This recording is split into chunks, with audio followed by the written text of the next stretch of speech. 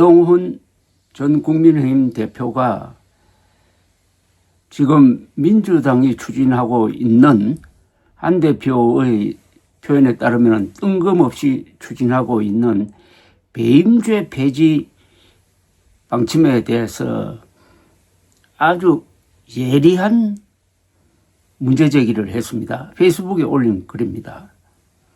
배임죄를 없애버려 가지고 이재명 대통령이 면소 판결을 받게 하겠다는 것이라고 주장을 했습니다.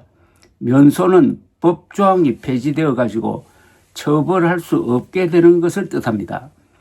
한동훈 전 대표는 오늘 페이스북에 반기업 정당 민주당이 갑자기 왜 배임죄를 없애자고 할까라고 문제를 제기를 합니다. 한 전 대표는 이상하지 않느냐. 갈라치기식 반기업 정서를 집요하게 이용해서 정권 잡고도 노란봉투법 통과시키며 반기업 정서를 극한까지 밀어붙이고 있는 민주당 정권이 도대체 왜 뜬금없이 배임죄를 없애자고 할까라고 했습니다. 한 전 대표는 이어서 이재명 대통령이 배임죄 유죄 받을 것이 확실하니 이 대통령과 민주당이 누구보다 유죄라는 것을 잘 안다라고 관로안에 넣고요. 배임죄를 없애버려 가지고 이재명 대통령이 면소 판결을 받게 하겠다는 것이라고 했습니다. 그러면서 뻔뻔함이 놀랍지만 정말로 오직 그 이유 때문이라면서 이재명 대통령이 배임죄로 재판받고 있지 않다면 반기업 정당 민주당이 배임죄를 폐지하자고 하겠느냐고 했습니다. 이재명 대통령은 대장동 사건으로 기소되어 가지고 재판을 받다가 현재 중지된 상황입니다. 대장동 사건의 주요 혐의가 배임죄입니다.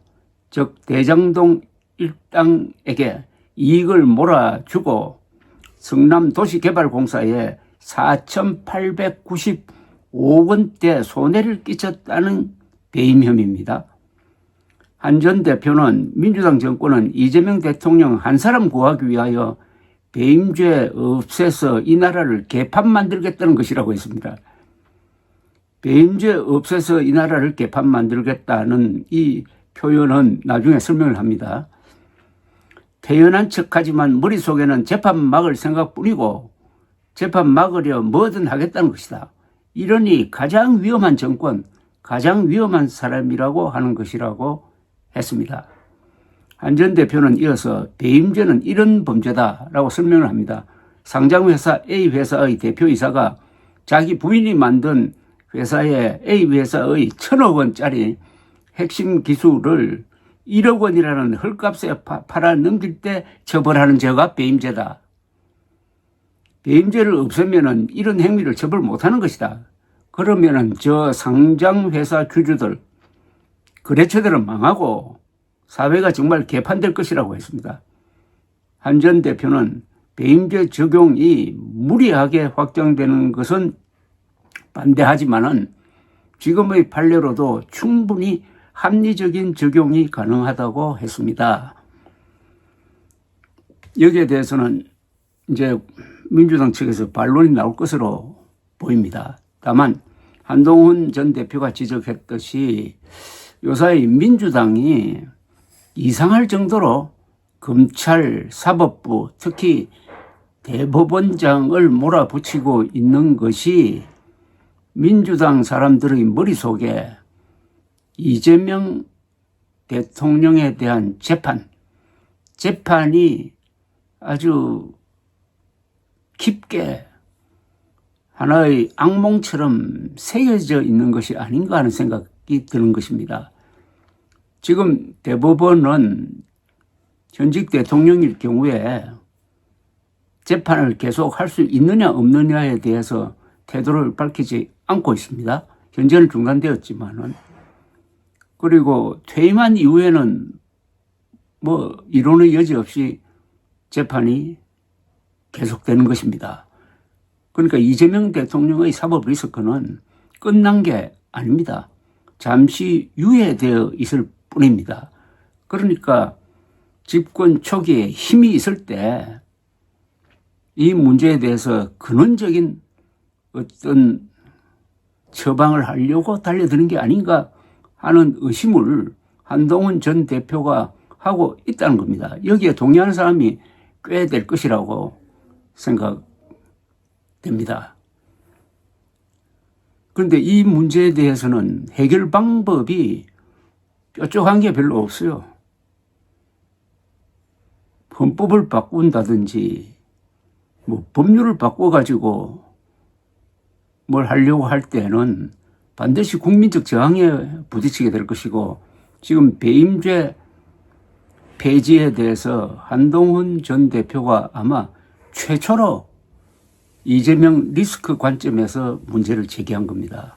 앞으로 이 문제가 계속 공론화의 과정을 거치게 될 것이고, 그 과정에서 이재명 민주당 정부가 타격을 받게 될 가능성 또한 배제할 수 없는 것입니다. 감사합니다.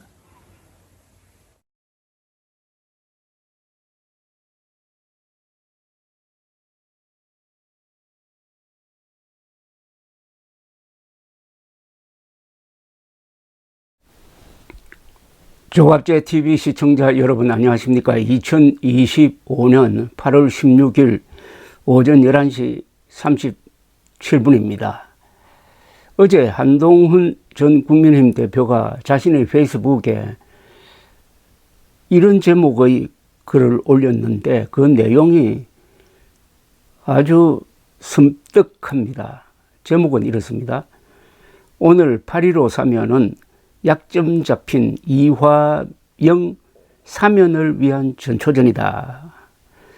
읽어드리고 제가 해설을 곁들이겠습니다. 이재명 정권이 민심 이방과 지지율 하락이 뻔히 예상되는 무리한 사면을 했습니다.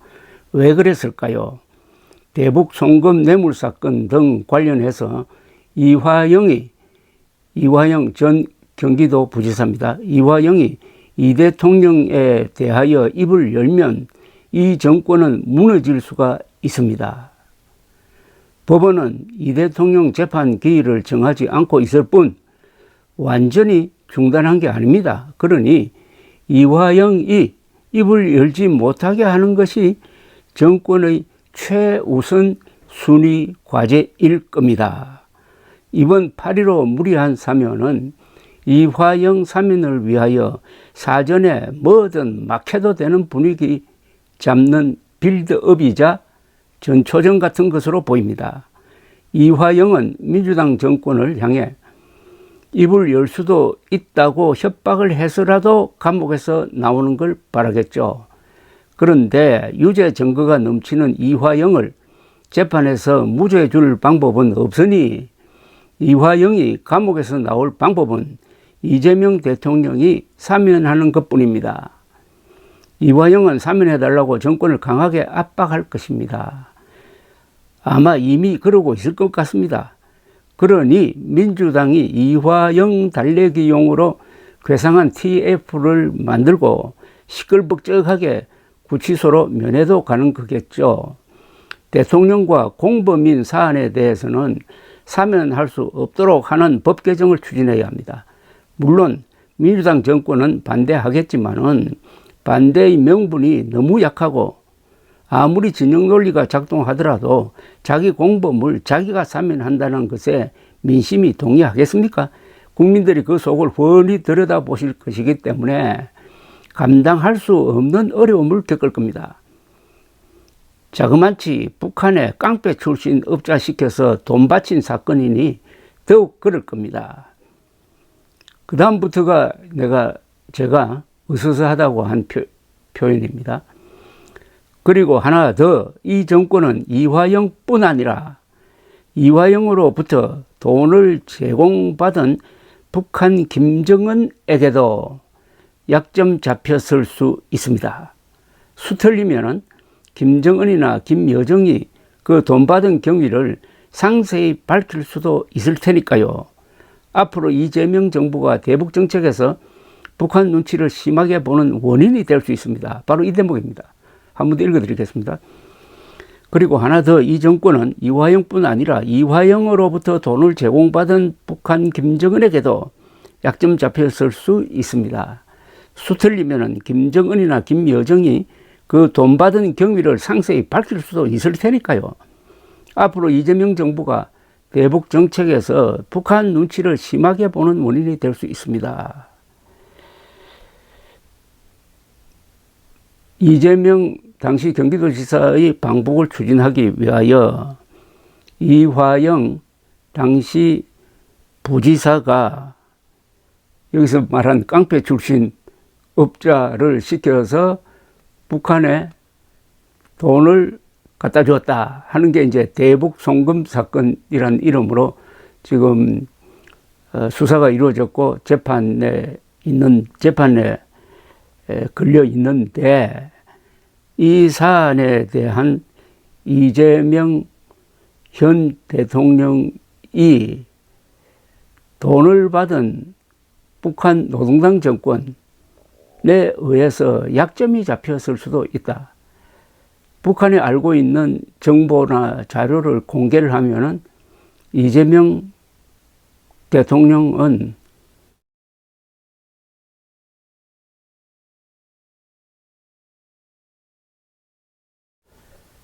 그래서 이재명 정부가 대북 정책에서 북한 눈치를 볼지도 모르겠다는 이야기입니다.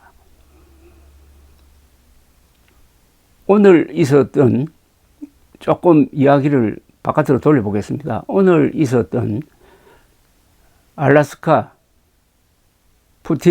트럼프 푸틴 회담에서 우크라이나 문제에 대해서 결론을 내리지 못하고 합의 없이 헤어졌지만은 여러 가지 정황으로 트럼프가 푸틴에게 놀아난 것으로 보입니다. 우선 푸틴이란 전쟁 범죄자를 미국 영토에서 만났다는 것 자체로서 러시아에 대한 국제사회의 제재에 구멍을 뚫는 거죠.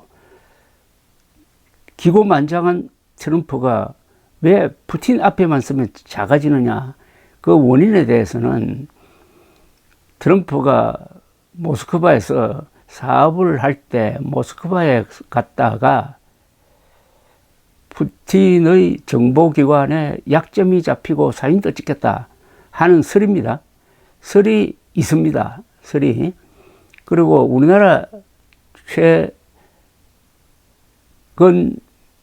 역사에서는 2000년 6월 15일 김대중 당시 대통령이 북한에 가서 김정일을 만날 때 그 사전에 박지원 씨도 관계가 되었습니다만은 북한에 현대그룹을 앞세워가지고 대북 송금 4억 5천만 달러를 했습니다. 현금으로 했습니다. 핵 개발하고 있는 우리의 적의 수계에게 4억 5천만 달러 플러스 5천만 달러의 물자를 제공을 했습니다. 김정일은 그런 뇌물 받는 것을 자랑하는 자입니다. 자랑할 수도 있는 자입니다. 공개되어도 아무런 문제가 없습니다. 그러나 그 사실이 공개되었다면 김대중 대통령은 아마 하야했을지도 모릅니다. 그런 약점이 잡힌 상태에서 김대중 당시 대통령의 대북 정책이 집행되었고, 이게 그 뒤의 이른바 진보 정권의 대북 정책의 기조를 만들어서 지금까지도 대한민국을 위태롭게 하고 있다라는 시각을 저는 갖고 있습니다. 똑같은 이야기를 지금 한동훈 전 대표가 이재명 대통령에게 하고 있는 것입니다. 김정은이가 이재명 대통령의 약점을 잡고 있을지 모른다.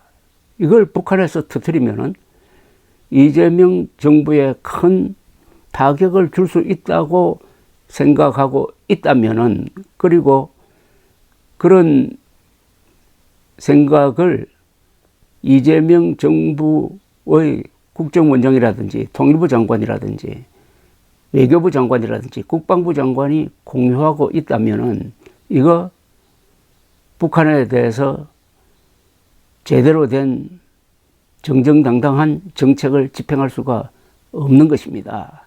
오늘은 이 정도로 이야기를 하고 있는데 한동훈 전 대표가 이 사안에 대해서는 법무부 장관으로서 수사를 지켜본 관점에서 상당히 정확한 정보를 가진 분이다 라고 생각하니까 이게 앞으로 큰 사단으로 번지지 않도록 하려면은 이재명 대통령은 대북 정책을 엄정하게 해야 된다. 그게 이재명 대통령의 결백증명이 되겠다라는 생각도 듭니다. 감사합니다.